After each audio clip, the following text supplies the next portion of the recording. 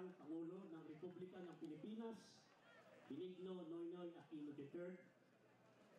This labor we share with you, with the people of Ordaneta, Pangasinan.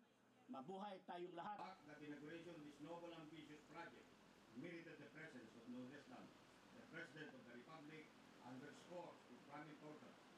Sumusunod po sa ating natagumpay na programang pangkalinisan. The U.S. Embassy's Deputy Chief of Mission, Madam Leslie Bassett.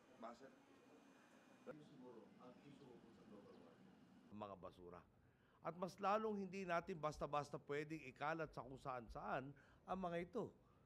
Kung sa kapitbahay nga, inyong hektarya ng lupain sa buong bansa. Pagkahakot ng basura at pangangasiwa.